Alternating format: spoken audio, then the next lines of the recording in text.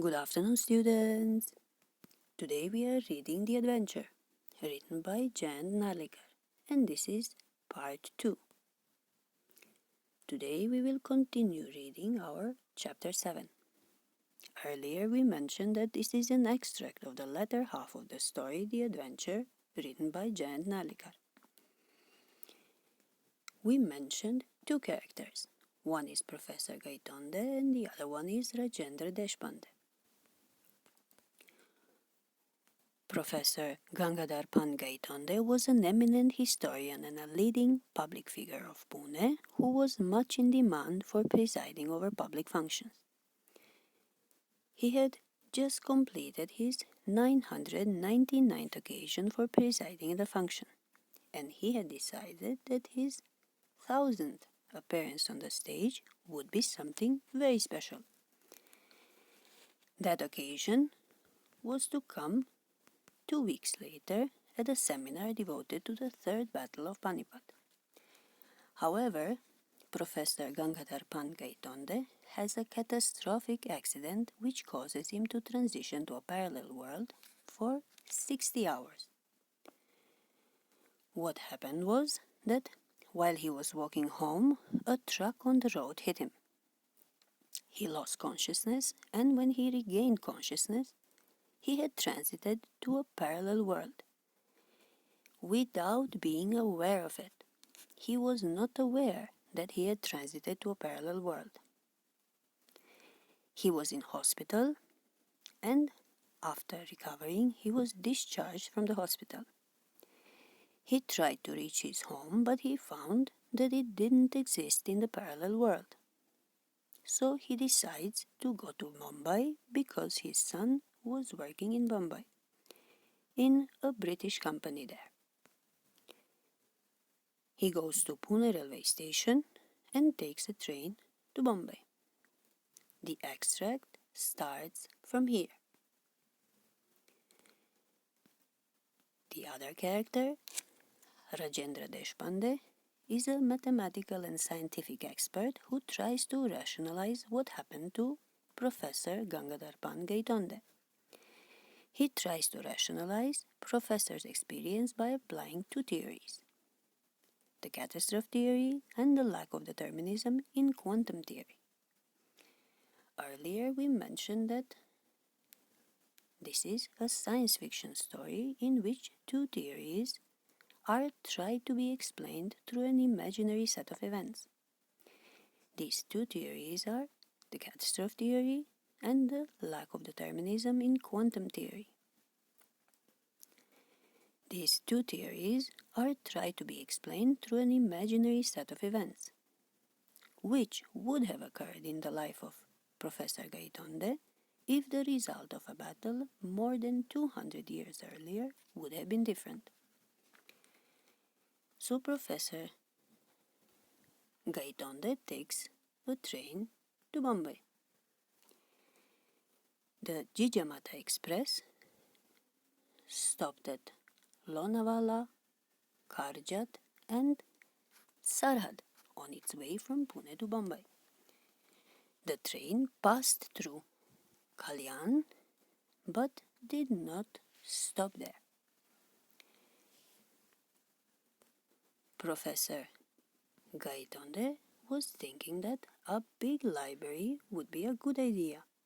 He could go through some history books and try to find out what happened.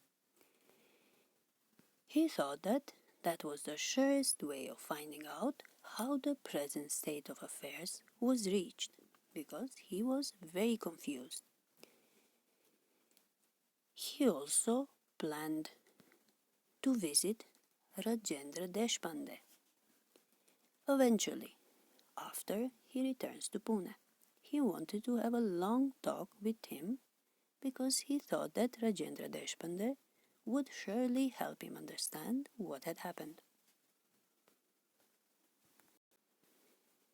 Professor Gaitonde was told that Bombay was British territory while the rest of India was independent. It happened in a moment when he had to get a permit to visit Bombay.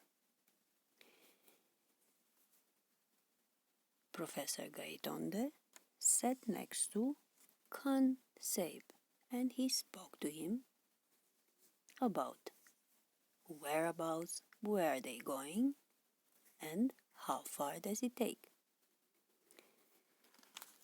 While traveling, Professor Gangadhar Pant Gaitonde was very surprised.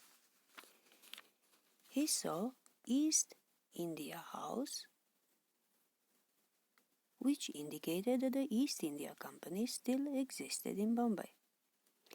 He also found various British companies and buildings on the road.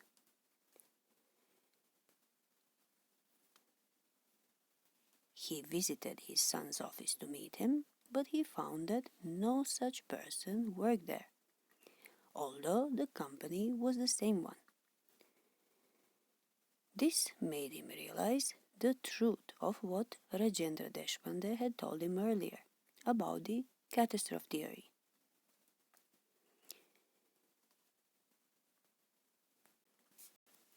Later on, Professor Gaitonde visited the town hall building in which the library of the Asiatic Society was located. Luckily for him, it also existed in the parallel world. In the library, he also found the 5 books on Indian history which he had written.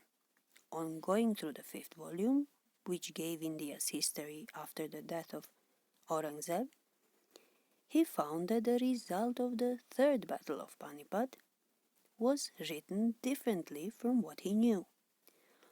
Although he was the author of this book in the parallel world. This book said that the Marathas had won the battle, whereas he knew that they had lost it.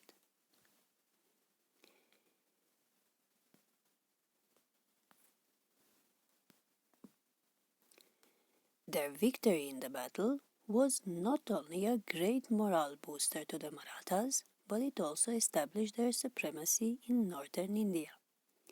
The East India Company, which had been watching these developments from the sidelines, got the message and temporarily shelved its expansionistic program.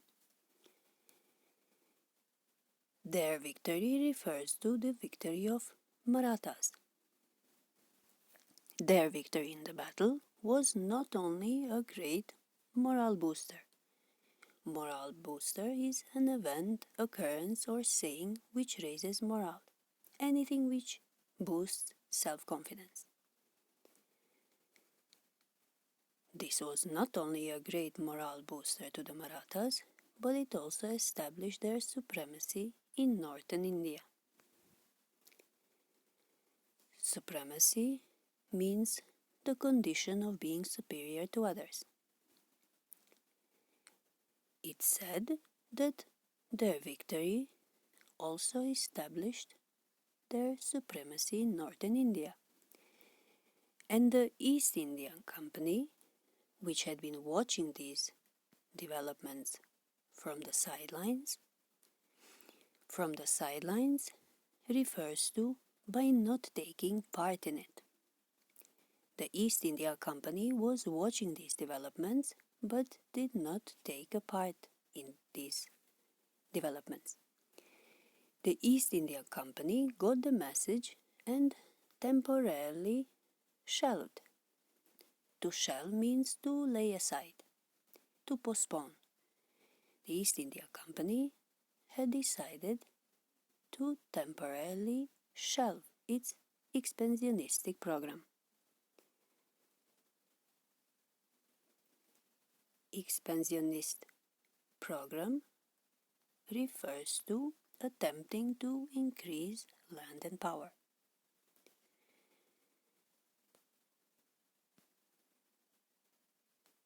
For the Peshwas, the immediate result was an increase in the influence of Bhau Sahib and Vishwas Rao, who eventually succeeded his father in 1780.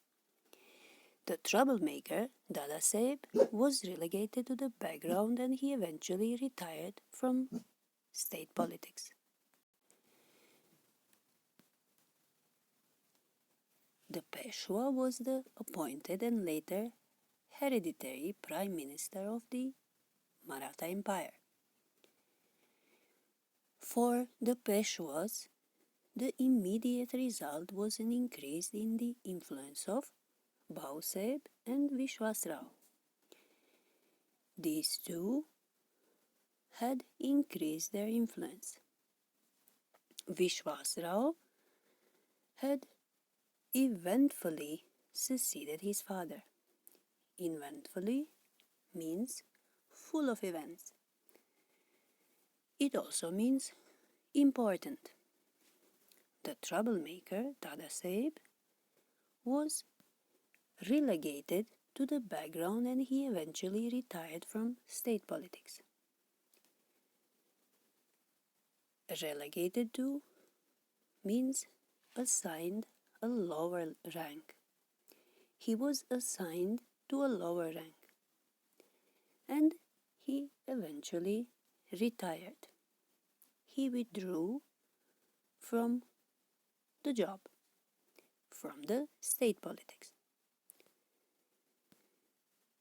To its dismay, the East India Company met its match in the new Maratha ruler Vishwasrao. He and his brother Madhavrao combined political acumen with valor and systematically expanded their influence all over India. The company was reduced to pockets of influence near Bombay, Calcutta, and Madras, just like its European rivals, the Portuguese and the French. To its dismay refers to a shock, a concern or distress caused by something unexpected. To its dismay, to its surprise, the East India Company met its match in the new Maratha ruler Vishwasrao. To meet one's match means to compete unsuccessfully with someone. It means to encounter someone equal in ability to oneself, to meet its match. The East India Company met its match in Vishwasrao. He was the new Maratha ruler. He and his brother, Madhavrao, combined political acumen. Acumen means accuracy and keenness of judgment or insight. So political acumen means political smartness, the ability to accurately perceive and judge the formal and informal influences that shape decision-making.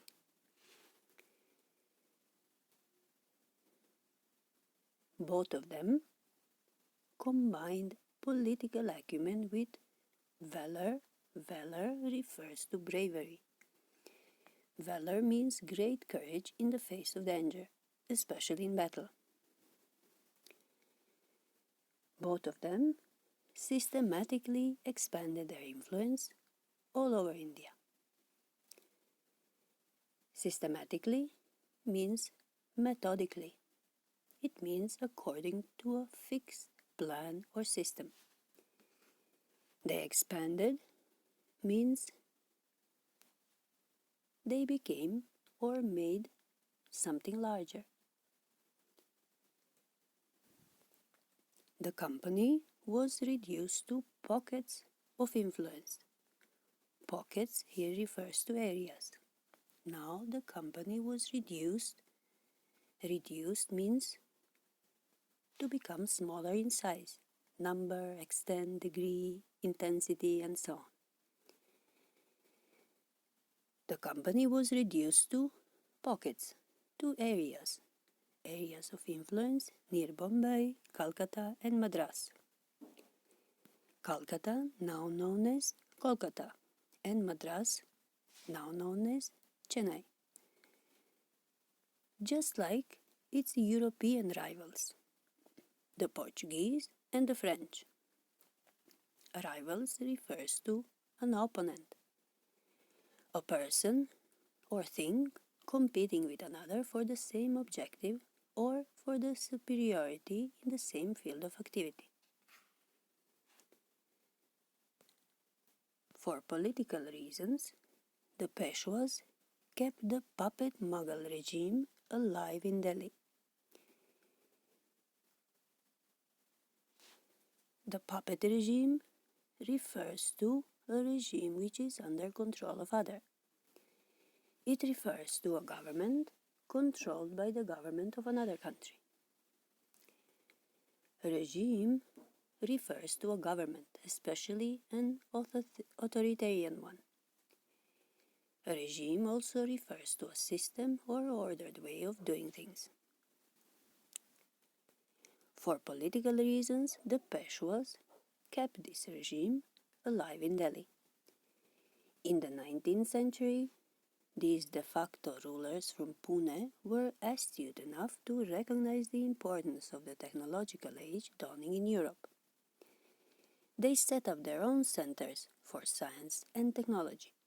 Here, the East India Company saw another opportunity to extend its influence. It offered aid and experts.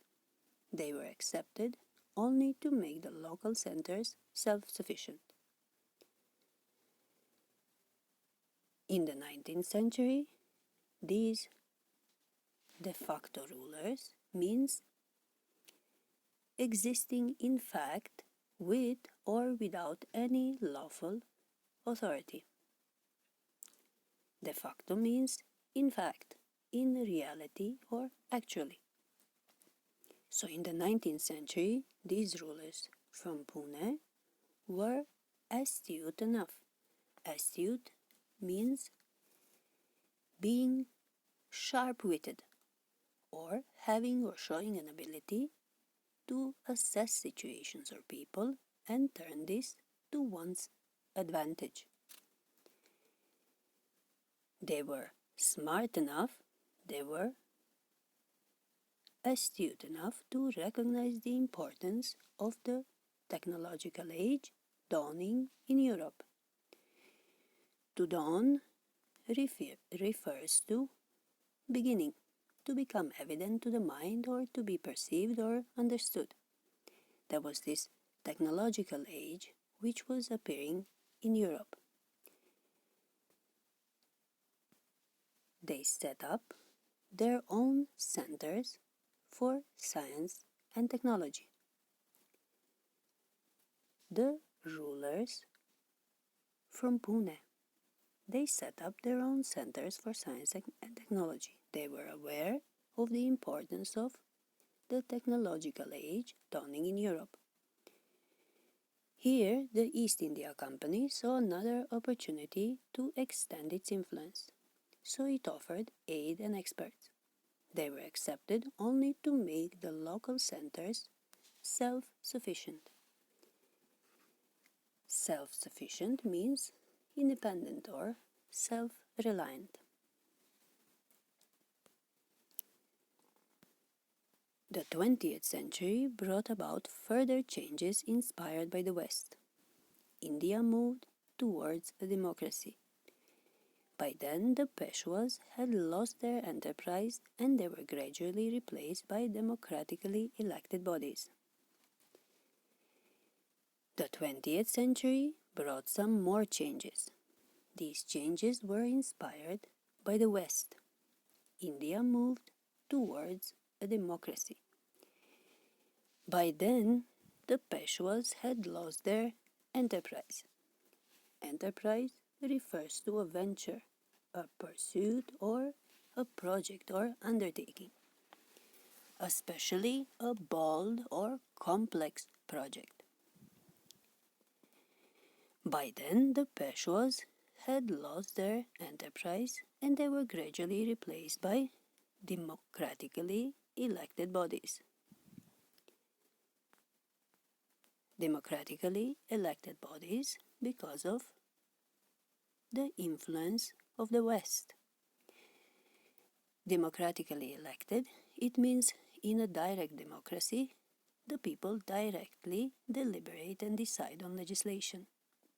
In a representative democracy, the people elect the representatives to decide on legislation.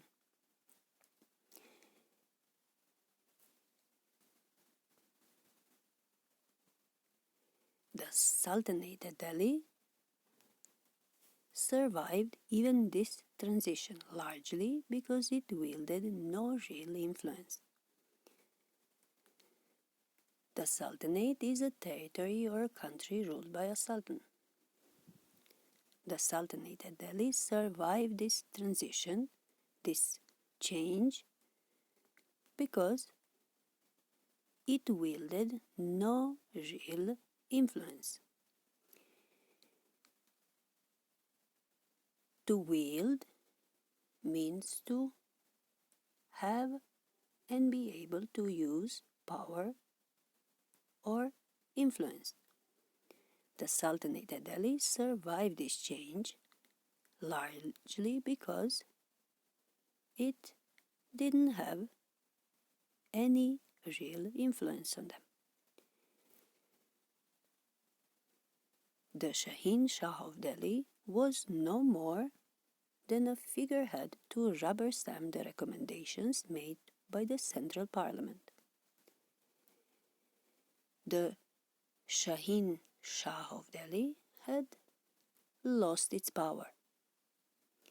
The Shahin Shah of Delhi was no more than a figurehead. Figurehead means a carving or an image. Now the Shahin Shah of Delhi was no more than a figurehead to rubber stamp the recommendation. To rubber stamp means to formally approve. It means to approve automatically without proper consideration. This was just a formality. The Shahin Shah of Delhi was no more than a figurehead to rubber stamp the recommendations made by the central parliament. As he read on, Gangadhar Pant began to appreciate the India he had seen. It was a country that had not been subjected to slavery for the white man. It had learned to stand on its feet and knew what self-respect was.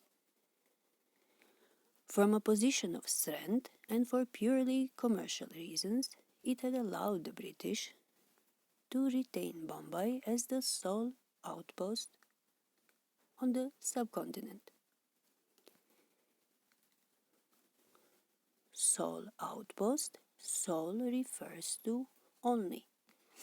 Outpost is a small military camp used as a guard. That lease was to expire in the year 2001, according to a treaty of 1908. Treaty refers to a formally concluded and ratified agreement between states. Treaty refers to a pact or a deal. It is said that the two Maratha brothers were named Vishwasrao and Madhavrao. They combined political shrewdness and a keen insight with bravery to restrict the East India Company's influence and remove their rivals. The Peshawar rulers had the practical intelligence to understand the significance of the technological age starting in Europe, so they set up their own scientific and technological centers, using the aid and expertise offered by the East India Company to make the local centers self-sufficient. By the time of the 20th century, the Peshwas had lost their resourcefulness. Also, the Sultanate of Delhi did not actually have any power or influence. It was just to rubber stamp the recommendations made by the government. Thus, inspired by changes occurring in the West, India moved to becoming a democracy. Gangadhar Pant describes India as a country that had not been colonized by the British. Instead, it had learned to remain independent and respected as a country. From a position of strength and for purely commercial reasons, it had allowed the British to retain Bombay as an outpost on lease till 2001.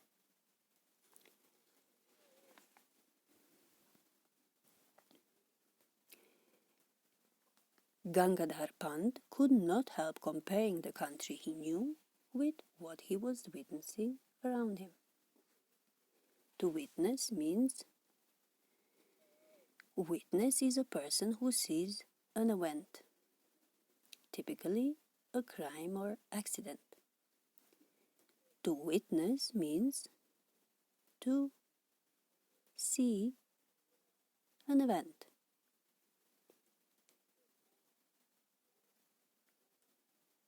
But at the same time, he felt that his investigations were incomplete. How did the Marathas win the battle? To find the answer, he must look for accounts of the battle itself. Here, accounts of the battle refers to the description of the battle, the narrative, the story or the version. The accounts of the battle refers to a report or description of an event. He went through the books and journals before him. At last, among the books, he found one that gave him the clue. So, Professor went through different books, and finally he found one book that gave him the clue. Clue means a hint or indication, a sign. It was Bhau Sahibanchi Bakar.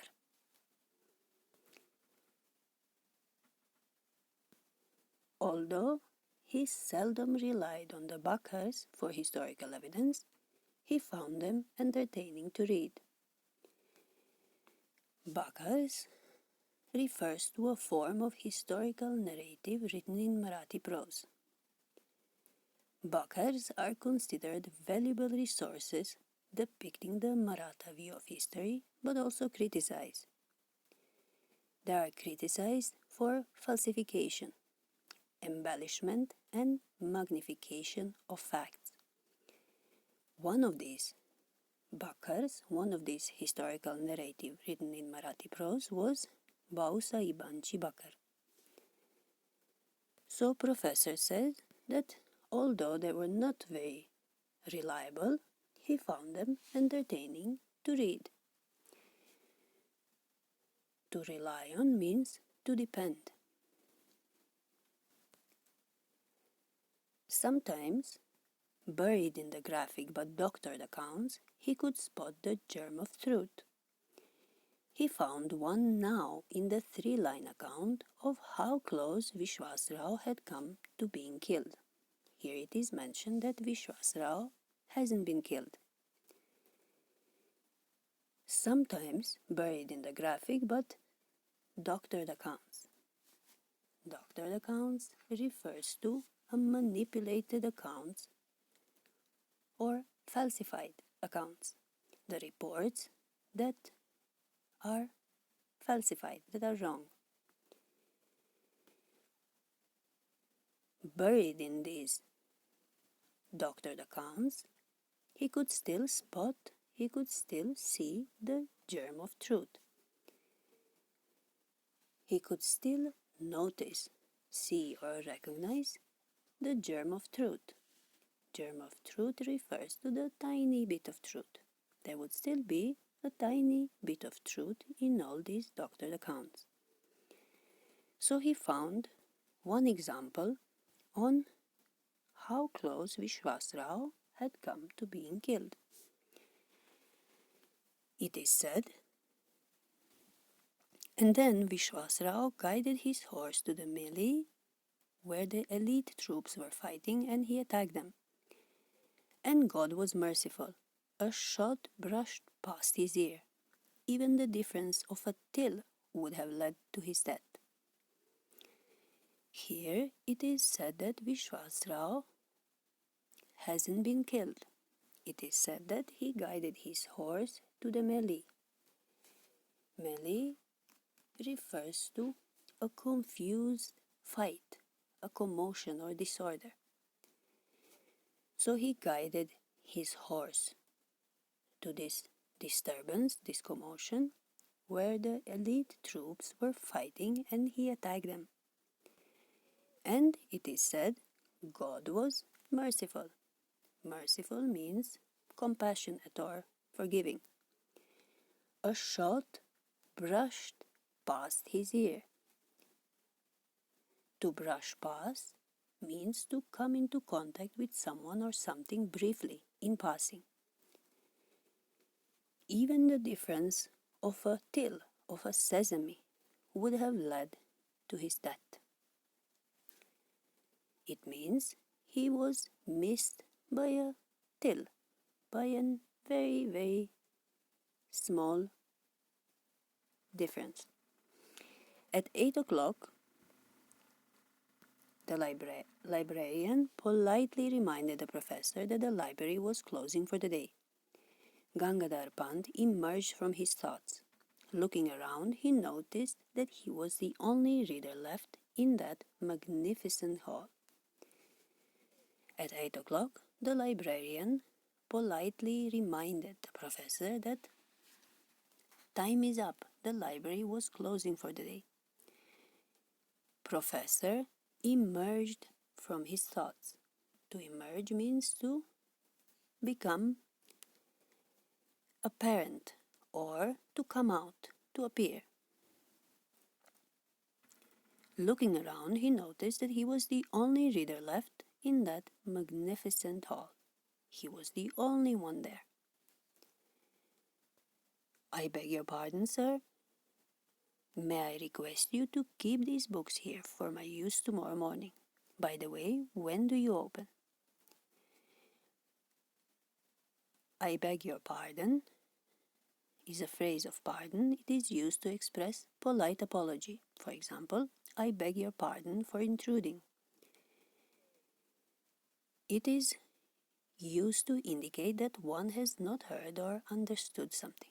For example, you can say, I beg your pardon, I'm afraid I didn't catch that.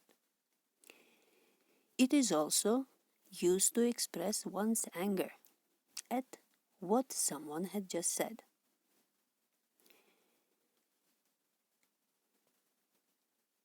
Professor is saying, excuse me, can I request you something? Can I request you to keep these books here for my use tomorrow morning?